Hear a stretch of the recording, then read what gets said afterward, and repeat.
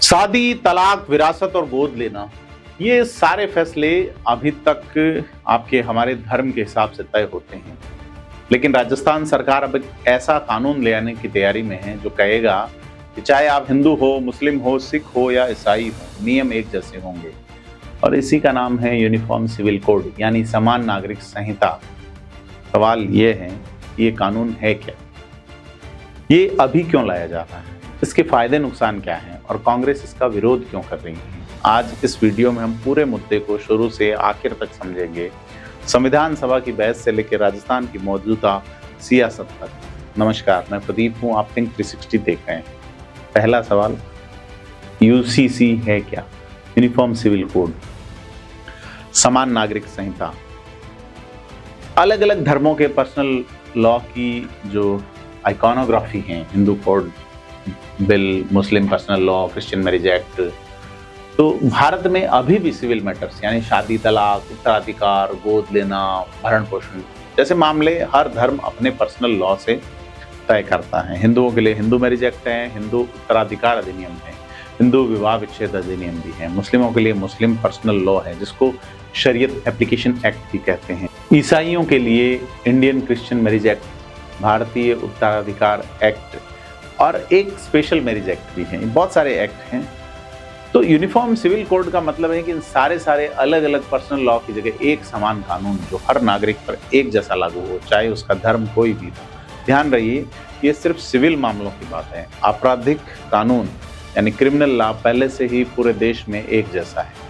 जो पहले आईपीसी था, इंडियन पिनल कोड, अब बीएनएस यानी कि भारतीय न्याय संहिता है। तो यूसीसी क्यों जरूरी माना जाता है? एक तरफ समानता का आइकन है ये, दूसरी तरफ अदालत का गैवल है। सुप्रीम कोर्ट के फैसलों की हेडलाइन है।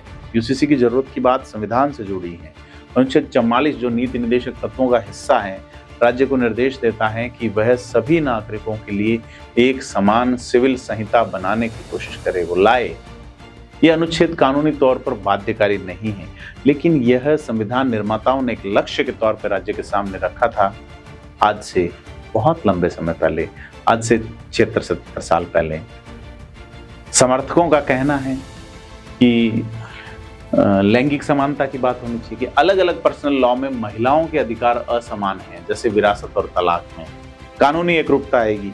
एक ही देश में अलग अलग नागरिकों के लिए अलग कानून होने से भ्रम और असमानता बनती है, एकात्मकता नहीं आती। राष्ट्रीय एकता की बात है। समर्थक ये भी कह रहे हैं कि समान कानून राष्ट्रीय एकता को मजबूत करता है। सुप्रीम कोर्ट की टिप्पणियां, चाहे वो शाहबानो केस 1985 रहा होगा, सरला मुद्गल केस 1995 जैसे मामलों में सुप्रीम अदालत ने यूसीसी की जरूरत पर टिप्पणी की थी। अब फायदे और नुकसान दोनों पहलू देखें तो ये बात है कि इसके संभावित फायदे क्या हैं कि महिलाओं को सभी धर्म में समान विरासत और तलाक के अधिकार मिल सकते हैं। बहु विवाह जैसी प्रथाओं पर रोक लगेगी। कानूनी प्रक्रिया सरल और एक जैसी हो जाएगी। कोर्ट के मामलों का निपटारा तेज हो सकता है। लिव इन रिलेशनशिप और गोद लेने जैसे आधुनिक मुद्दों पर स्पष्ट कानूनी ढांचा मिलेगा। अब आपत्तियां और चिंताएं ये हैं कि जो माइनॉरिटीज हैं उनका कहना है कि उनकी धार्मिक और सांस्कृतिक पहचान पर असर पड़ेगा। आदिवासी समुदायों की अपनी रूढ़िगत प्रथाएं यानी कस्टमरी प्रैक्टिसेस हैं जिस पर असर की आशंका है। संविधान का अनुच्छेद 371 कुछ आदिवासी क्षेत्रों को विशेष सुरक्षा देता है। आलोचक ये कह रहे हैं कि एक जैसा कानून थोपने से भारत की विविधता को नुकसान पहुंचेगा और बिना व्यापक सहमति के लागू करने पर सामाजिक तनाव बढ़ने का खतरा भी है और इम्प्लीमेंटेशन में जमीनी स्तर पर कई व्यवहारिक चुनौतियां आएगी। अब बात करेंगे अब तक क्या हो चुका है। देखा जाए तो आजादी के बाद से अनुच्छेद 44 संविधान में मौजूद है, जैसा मैंने पहले कहा, लेकिन केंद्र पे अभी तक कोई राष्ट्रीय यूसीसी लाने पर कोई कोशिश नहीं हुई, केंद्र स्तर पे लागू नहीं हुआ। गोवा में आजादी से पहले का पुर्तगाली सिविल कोड यानी 1867 का पीसीसी था, वो होने के चलते गोवा को अक्सर पहला यूसीसी वाला राज्य कहा जाता है। ये पुर्तगालियों का शासन था। तो उत्तराखंड जो है भारत में राज्य स्तर पर यूसीसी लागू करने वाला पहला राज्य बना है। असम और गुजरात जैसे राज्यों में भी यूसीसी को लेकर पहल और चर्चा चल रही है। और राजस्थान में अब तक क्या हुआ कि 14 अप्रैल 2026 को राज्य कैबिनेट ने राजस्थान यूनिफॉर्म सिविल कोड 2026 के लिए एक विशेषज्ञ कमेटी बनाने का फैसला लिया और इसके बाद भजनलाल सरकार ने सुप्रीम कोर्ट की पूर्व जस्टिस रंजना प्रकाश देसाई की अध्यक्षता में एक हाई पावर्ड 5 सदस्यीय कमेटी गठित की, जो ड्राफ्ट बिल तैयार कर रही है। कमेटी राजस्थान के अलग अलग डिविजनल हेडक्वार्टर जाकर लोगों से सीधे बातचीत कर रही है और 19 अहम सवालों पर जनता से ऑनलाइन राय मांग रही है। जनता से सुझाव भेजने की आखिरी तारीख 25 जुलाई 2026 रखी गई है। जनता की राय शामिल करने के बाद ड्राफ्ट बिल को राजस्थान विधानसभा के अगले सत्र में पेश किए जाने की उम्मीद जताई जा रही है। अब अभी तक ये तय नहीं है, किसी भी तारीख या प्रावधान को फाइनल बताने से पहले विधानसभा सचिवालय के सरकारी गजट और उसमें क्या चीजें आएंगी, सारी चीजें हैं। अगर हम बात करें संविधान सभा की कि उसमें हुई बहस को देखें तो यूसीसी कोई नया मुद्दा नहीं है। इस पर बहस जो है संविधान बनाते वक्त यानी 1948 में ही शुरू हो गई थी। संविधान सभा में जब अनुच्छेद 44 यानी उस वक्त ड्राफ्ट में अनुच्छेद 35 हुआ करता था, उस पर जब चर्चा हुई तो कुछ मुस्लिम सदस्यों जैसे मोहम्मद इस्माइल, नजीरुद्दीन अहमद और महबूब अली बेग ने इसका विरोध करते हुए कहा कि हर समुदाय के अपने पर्सनल लॉ के पालन के अधिकार में दखल है ये अनुच्छेद। और दूसरी तरफ के.एम. मुंशी और अल्लादी कृष्णस्वामी अय्यर ए.के. अय्यर जैसे सदस्यों ने कहा कि एक समान सिविल कानून राष्ट्रीय एकता और महिलाओं की समानता के लिए जरूरी है। Doctor B R. अम्बेडकर ने भी इस बहस में हिस्सा लिया। अम्बेडकर ने साफ किया कि यूसीसी को तुरंत अनिवार्य नहीं बनाया जा रहा, बल्कि इसे राज्य के लिए एक दिशा निर्देश के तौर पर रखा जा रहा है, जिससे भविष्य में लागू करना राज्य की मर्जी पर निर्भर रहेगा।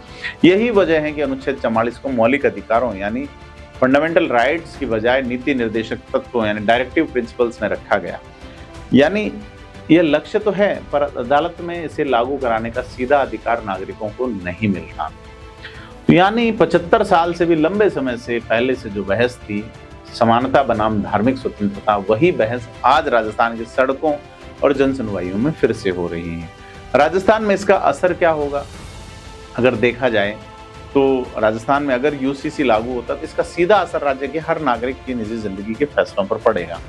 सभी धर्मों में अभी लड़कियों की न्यूनतम उम्र 18 साल और लड़कों की 21 साल तय होगी।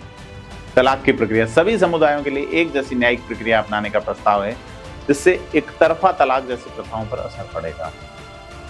समुदायों में जिन समुदायों में एक से ज्यादा विवाह की छूट है वहां इस पर रोक का प्रस्ताव है और बेटियों और बेटों को संपत्ति में समान अधिकार देने की दिशा में बदलाव की बात है। और लिव इन रिलेशनशिप के रजिस्ट्रेशन और कानूनी मान्यता से जुड़े नियम शामिल किए जाने पर कमेटी लोगों की राय ले रही है। और राजस्थान में आदिवासी बहुल क्षेत्र जैसे बांसवाड़ा, डूंगरपुर, उदयपुर संभाग की रूढ़िगत प्रथाओं पर छूट मिलेगी या नहीं, यह एक अहम सवाल है जिस पर कमेटी राय ले रही है।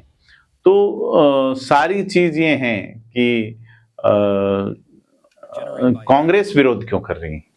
कांग्रेस के अगर देखें कि कांग्रेस और अन्य विपक्षी आवाजों की तरफ से मुद्दे पर कई तरह की आपत्तियां आई हैं। कल गोविंद सिंह डोटासरा जो प्रदेश अध्यक्ष है कांग्रेस के, उन्होंने प्रेस कॉन्फ्रेंस भी की, तो वो कह रहे हैं कि आपने जब ड्राफ्ट सार्वजनिक किया ही नहीं और उसके बिना जनसुनवाई कैसे। भीलवाड़ा के देहात कांग्रेस के पूर्व जिलाध्यक्ष रामलाल जाट ने आरोप लगाया कि सरकार बिना कोई बिना कोई आधिकारिक मसौदा जनता के सामने रखे राय मांग रही है और ये डेमोक्रेसी की मजाक या बिना दूल्हे की बारात जैसा बताया। फिर ये भी कहा है कि ये मुद्दा किसानों की बिजली समस्या, महंगाई और बेरोजगारी जैसे असली मुद्दों से ध्यान भटकाने के लिए उठाया जा रहा है। और एक ये है कि 2028 में अगला विधानसभा चुनाव होना है राजस्थान में। ऐसे में इसकी पॉलिटिकल टाइमिंग पे सवाल है कि ये एक आरोप है कि एक वैचारिक मुद्दा है जिसे राजनीतिक फायदे के लिए आगे बढ़ाया जा रहा है, जिसमें राम मंदिर, अनुच्छेद 370 और 3 तलाक की तरह। और मुस्लिम धार्मिक संगठन और नेताओं की ओर से भी आरोप लगाया जा रहा है कि यूसीसी खास तौर पर मुस्लिम समुदाय को निशाना बना के लाया जा रहा है। अब सरकार और बीजेपी का कहना है कि यूसीसी महिलाओं को समान अधिकार देने, पर्सनल लॉ में मौजूद असमानताओं को खत्म करने, शादी तलाक जैसी प्रक्रियाओं को एकदम सुचारू बनाने का सुधार है। भाजपा इस मुद्दे को महिला अधिकार और समान न्याय से जोड़ के पेश कर रही है, विपक्ष इसका विरोध कर रहा है। तो ये बड़ा सवाल ये है कि यूसीसी का मुद्दा सिर्फ एक कानून का सवाल नहीं है, यह समानता, पहचान और परंपरा के बीच कहीं है और यह संविधान सभा से लेकर आज के भारत के साथ चल रहा है। राजस्थान में 25 जुलाई तक जनता अपनी राय दे सकती है और उसके बाद यह ड्राफ्ट विधानसभा के पास पहुंच सकता है। तो तो आपको क्या लगता है, आपकी राय में यूसीसी राजस्थान के लिए सही कदम है या नहीं, हमें कमेंट करके बताएं और थिंक 360 को सब्सक्राइब जरूर करें। धन्यवाद।